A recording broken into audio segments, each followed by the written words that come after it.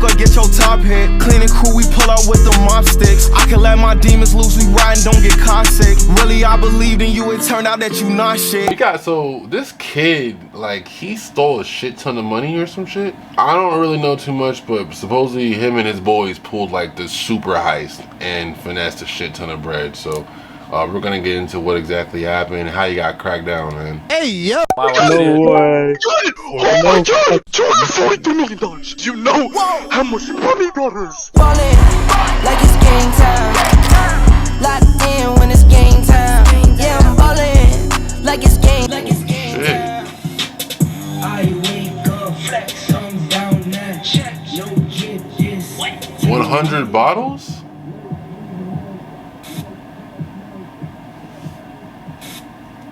Bro, 100 bottles, bro?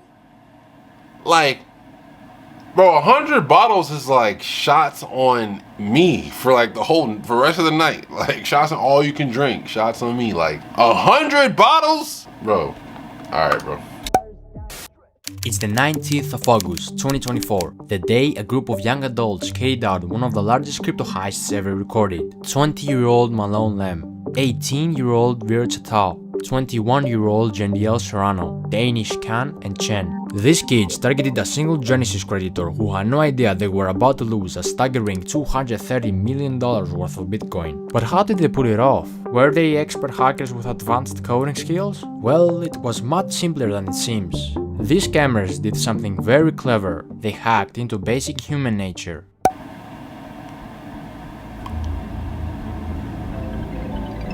It all began with a phone call, a seemingly harmless contact from Google support, but this call wasn't from Google at all. Using a spoof number, Vir Chatao, also known as Wiz, convinced the victim that their personal accounts had been compromised. With this false sense of urgency, he gained access to the victim's Gmail and iCloud, where he gathered key security information. Another call followed, this time from Jendiel Serrano, aka Box, claiming to be a representative. I'm not gonna lie, where I work at, you gotta be really careful with this kind of stuff with working with customers' information, because a lot of times they can come in and request something for them to get like a two-step verification sent to their device. So let's say, for example, they want to get like a SIM card, right? You can take that SIM, you could walk in like into this location, right? To like a phone store, right? Act like you're someone else on some fake identity shit. Get a SIM card that now has their number on it, put it into your phone, and when you get that two-step verification to verify your crypto and shit, yeah, that verification code to your account is being sent to your phone now.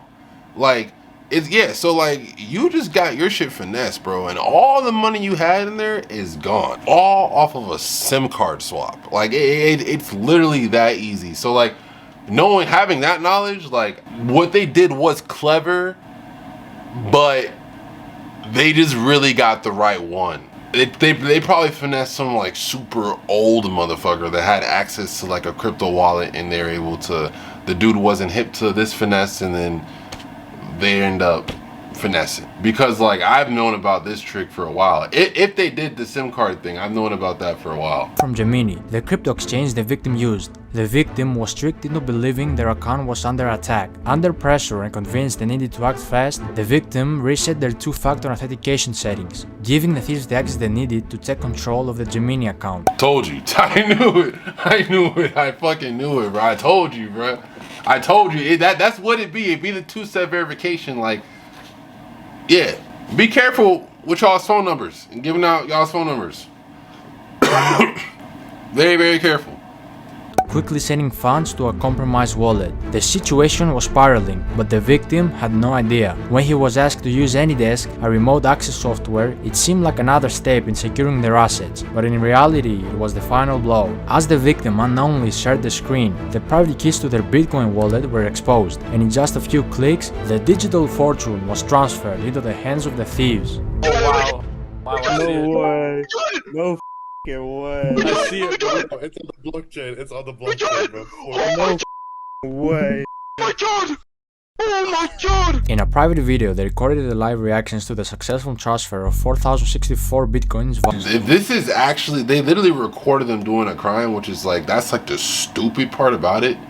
But it's like, everything else was smart, but it's like, of course, my generation, we just have to record everything we do to document everything we do. So it's like that pretty much fucked you up. To the successful transfer of 4,064 bitcoins valued at over $230 million at the time. Bro, what? $250 million? Nigga, if I had $250 million, bro, shit, bro, like I'm buying the most craziest crib with a compound that's gonna have a big, it's gonna look like I could store fucking fighter jets in that shit, have the craziest car collection, R34 GTR, have that RX-7 with the 4-rotor, super Trofeo Lamborghini Huracan twin turbo built motor making 2,500. Gotta have that. Let me get a Dodge Viper, got the lead in there, ACR, and I gotta have my Z in there. What the fuck? Fully carbon fiber wide body twin turbo built motor, make 800. Gotta have that. You know, and gotta have some German in there too. Give me a GT3 RS. Give me a GT2. Nigga, give me everything. I want 10 dirt bikes with a dirt bike track. I want a pool in my shit that, you know, that has fucking shit you can jump off of cliffs and shit. Like, nigga, I want, nigga, what? Tennis ball courts, nigga. I want a whole fucking Rob Dyrdek fantasy factory on my shit, nigga. Like, I want some crazy shit. Nigga, what? Give me an SVJ Lamborghini too, and I want to have a fucking yacht by my shit with a Ferrari F40 and a fucking McLaren P1, McLaren Senna or a McLaren P1 sitting on the fucking dock on my yacht, nigga. Yeah. Rolling like that. That's how I'm coming. Like that's what I want, bro. Like, yeah, what? The craziest art pieces, craziest paintings. I want all the shoes. All my family's gonna be taken care of. All my homies, my family, they never have to fucking clock in ever, bro. Not what? A job? Gone. Like, telling you. My girl, straight. What?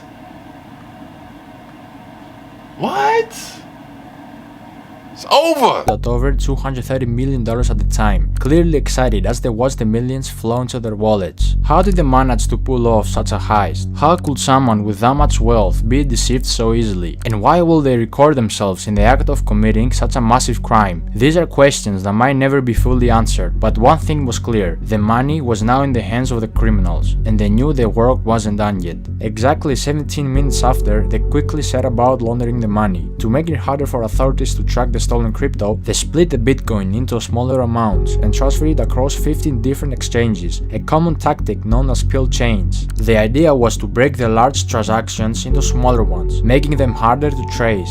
Bitcoin was swapped for Litecoin, Litecoin was swapped for Ethereum, and Ethereum was swapped for Monero. The process took several days, with constant swapping between different currencies and exchanges, further obscuring the trail. Go to the top right, the settings bar. Settings, no, not that. Like the swap settings. Set custom recipient. No, bro, what the hell? Do 998. Dark, bro, you're so horrible. You can't. Bro, I'm clearly busy, Caleb. Planning a heist. Soon enough, all the stolen money was now clean money, ready to be spent, and the criminals didn't hold back. The day before the heist even took place, they were already planning on how to spend their fortune, sharing links with each other on Telegram of expensive luxury clothes they wanted to purchase, from brands like Louis Vuitton, Givenchy, and Philippe Plein. While most of the crew chose to play it safe, keeping a low profile and resisting the temptation to splurge, one man couldn't help but stand out. His name? Malone Lem. Ballin', like it's game time. Locked in when it's game time. Yeah, I'm ballin'. Malone was based in LA, and the moment he got his hands on the money, he wasted no time diving headfirst into a luxurious lifestyle. Everything he had once watched wealthy people enjoy was now within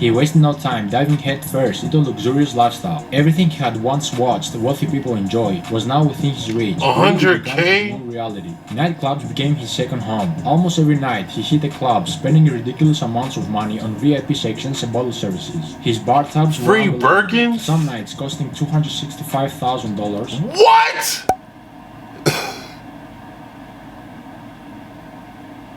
This nigga got Drake money, bruh.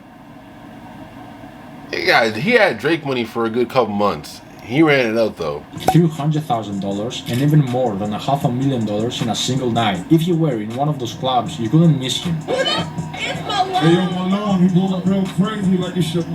His name will be flashing on. Nigga got bottles coming from upstairs. Bro had a fleet of bad bitches give him bottles from the attic. What the fuck? On signs, and DJs will shout his name, giving him all the attention. Set me bottles, Malone! Welcome home, Malone. Take me to $100,000 in bottles right now. Jesus, Malone, this is next level. Malone, you're not stopping tonight, right? He quickly became everyone's favorite, because whenever he was around, everyone got to drink for free. He threw around cash like it was nothing, and one time he even handed a DJ a massive 6-liter bottle of Golden Ace of Spades champagne, which could cost anywhere from $25,000 to $60,000. Another time he tipped a DJ $2,000, and had all the unopened bottles in the club sent straight to his house. He even tipped me $2,000. When I tell you the amount of bottles he sent me that I took home, brand new, everything sealed, brand new. But as fun as LA was, it still didn't feel like enough. He craved more attention, more luxury, more extravagance. So what did he do? He chartered a private jet to Miami. There, he took his spending to a whole new level. In Miami, Malone settled in a waterfront mansion. This place wasn't just any house. It was a $10.5 million estate with a $62,000 a month rental price tag. This mansion was massive, covering over 8,500 square feet, with 25-feet ceilings, 10 bedrooms, and a huge pool with a jacuzzi. It had 2 big front gates and a garage with a spacious driveway that was later filled with expensive supercars and luxury vehicles. Malone bought a black Mansory SF90, a white Lamborghini Urus, a fully kitted out white Mansory The SF90? What? Malone bought a black Mansory SF90, a white Lamborghini Mansory too? The Urus Mansory as well? Urus, a fully kitted out white Mansory Lamborghini Urus with baby blue interior, a matte black Lamborghini Revuelto. Damn, my nigga was going crazy, bruh. My nigga was, bro, what? The new Porsche 911 GT3 RS, the new Ferrari SUV in black, 2 Mercedes-Benz G-Class, 1 in grey, 1 wrapped with matte black camo, a convertible matte black and pink Rolls-Royce Dawn, a blue BMW M4, another Lamborghini Revuelto in matte grey, a blue Lamborghini Urus, an all-white wide-body kit Lamborghini Aventador SVJ with Malone's name written on the bottom SVJ with the wide body? of the door, a matte black Ferrari 812 Superfast, another Lamborghini Aventador SVJ in blue, a pink Urus. Nah, the 812 Superfast are crazy. They sound insane, bro. Insane. Spit the craziest flames too. In blue, a pink Urus, which Malone originally bought as a gift for his ex-girlfriend to try to get her back, but got rejected again. Damn. A fully black carbon fiber McLaren 765 LT, a blue Pagani hardware. Oh, the Pagani. Oh, that's like my ultimate dream car. Damn, bro. What the fuck? This nigga went stupid. If you didn't realize it by now, Malone was always rolling with fashion. He rocked high-end designer pieces like Louis Vuitton and Givenchy. His style was expensive, with the most expensive piece of clothing being the Moncler Maya 70 by Paul Manges jacket, which alone cost $50,000 or more. But after all this wasted money on clubs and cars, Malone finally decided to invest his money in timeless pieces that would hold their value over time, like these Cuban link chain bracelets filled with diamonds, a Richard Mille covered in diamonds, and a diamond ring for each one of his fingers. One Richard Mille wasn't enough, of course, so he bought multiple. Even his glasses had diamonds. Yo, don't take no video. Malone wasn't just a millionaire obsessed with himself. He had a generous side, often using his wealth to give back to others in need. He bought 5 Birkin bags and gave them away to random girls at the club. One of these lucky ladies was a model named Olivia Allen. Guys, I can't even make this up. Why are you giving away bags to the hoes? I mean, sometimes it could work. But like, if you around girls that have been there, done that, bro, they gonna run straight through you if you don't got no sauce, bro.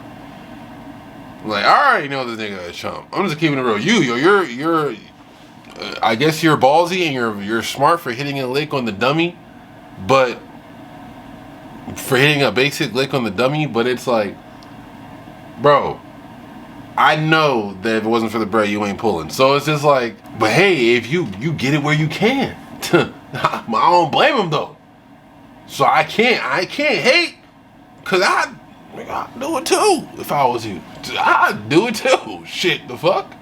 Nigga, I got $250 million, nigga. You best believe I'm using this shit to get some pussy. You best believe I'm using this shit to get some pussy. Get some pussy. You best believe, bro. What? Ladies was a model named Olivia Allen. Guys, I can't even make this up when I say that I just woke up to a Birkin in my bedroom because a man gave it to me in the club last night. This is your sign to go clubbing. Another lucky lady who got a Birkin bag was famous TikTok star Sky Bree. Me and my two girlfriends walk over to the section and this kid, I'm gonna refer to him as like a kid. I mean, he was definitely over the age of 18. He looked pretty young. He comes towards me and he's like, I got this for you. She ended up saying she didn't like it. It's beautiful, but to be honest, it's not really my style. While Malone was busy making his name known, flaunting his wealth at Bitch, you better take this bag. The fuck? Motherfucker. return, he was also drawing the wrong kind of attention. His outrageous spending, paired with his desire to be noticed, made it easier for authorities and blockchain experts to track him down. Investigators, including prominent figures like Zach XPT, were closely watching the flow of the stolen funds, tracing each move as he splurged on cars, clubs, and luxury items. The more he spent, the more obvious it became that his newfound fortune was linked to the heist, and soon enough, the walls started closing in.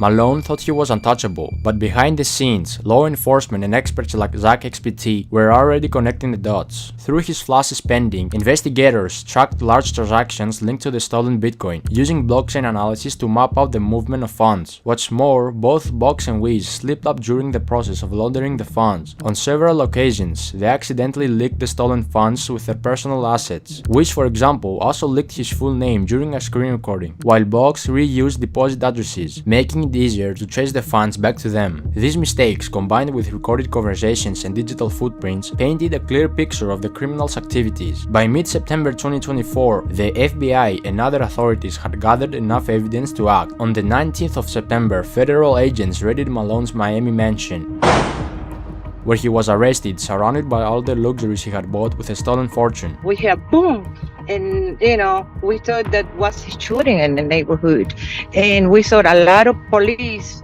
This was something that never happened in this neighborhood. Most of the time was a lot of party.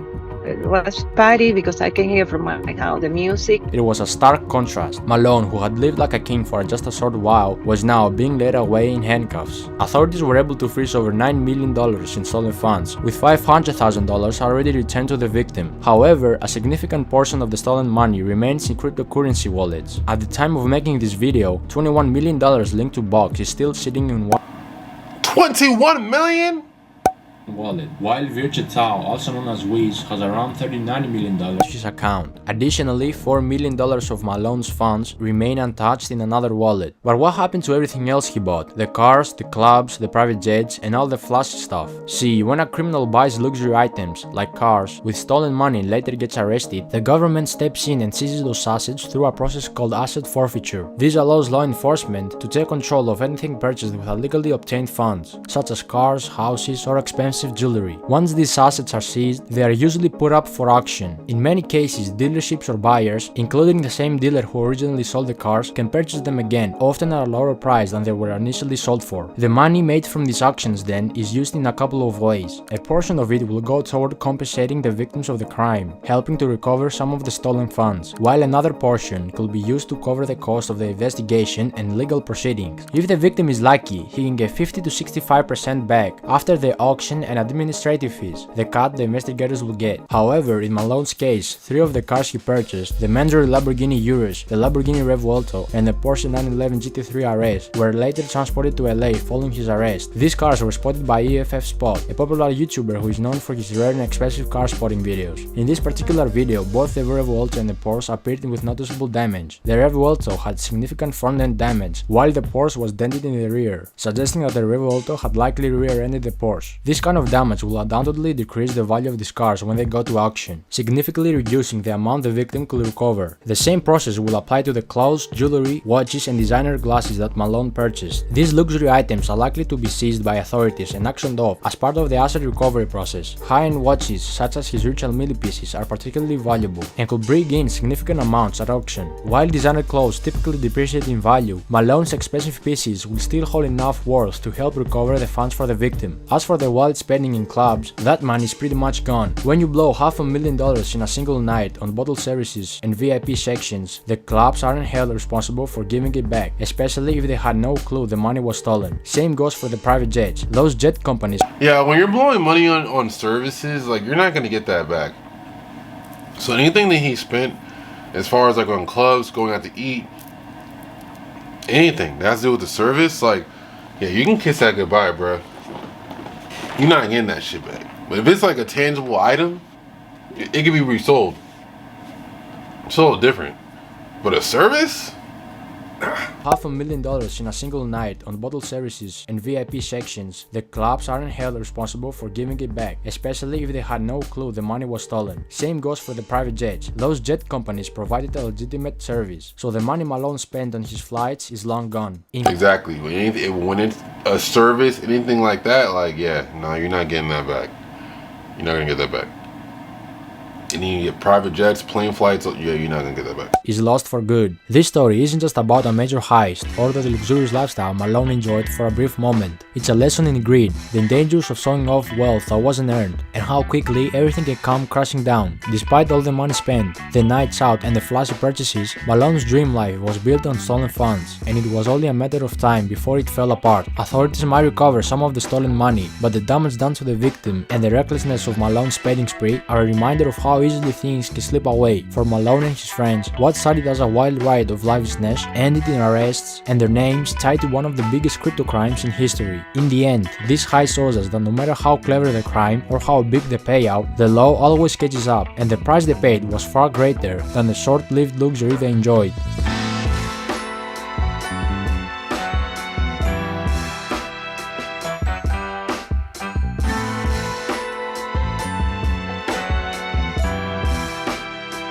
Oh, by the way, remember Olivia, the model who got a Birkin bag? Yeah, she made a TikTok after Malone's arrest styling the Birkin with a police uniform. And also another TikTok in the same club saying, no free bags tonight, just free drinks. Not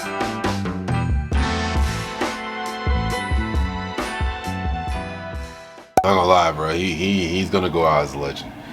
That nigga is going out as a legend, bro. Cause that's like some GTA 6 shit. Like, what? This nigga finessed $250 million, bro. I got to live like Drake for like 2, 3, 4, 5, 6 months. Shit, like, would y'all do that? If you knew you was gonna go to jail, right? And let's say you have the chance to possibly get out in like 20, 30 years, possibly. It's a chance, right? Would you live like Drake for a year? The fame, the money, the cars, the clothes, the girls, or the dudes, if you roll like that, whatever, if you're a girl, whatever. You know what I'm saying? Anything you want, the parties, anything and everything, the vacations, the experiences, everything for a full year. But after that year, you're gonna go to jail. And for 20 years guaranteed, and there's a chance you might stay in there forever. Would you do it? Think about that. Would y'all do it? Me? Nah, I can't. I'm good. I don't know if I can do that. I don't know if I can do that. I don't think I can. Cause I can sit here and say like, yeah, I would, but if I really thought about it, like, I don't know if I can do that. Like, I don't know. We'll be sitting here all day if I was just here to tell y'all that if I would do it or not. But let me know if y'all would. That being said, y'all, peace, love, and positivity. Like always, this is WatchMeWatchYou for $1 Million Dreams, signing out with yet another $1 Million video. If you're not following dreams, what are you doing? Yeah. Turn out that you not shit. Moving on, that's easy too. Quit acting like I'm not rich. Fuck these IG hoes, I'd rather have a block bitch. She been playing on my heartstrings like a guitar pick. I know what broken hearts mean. Was trying to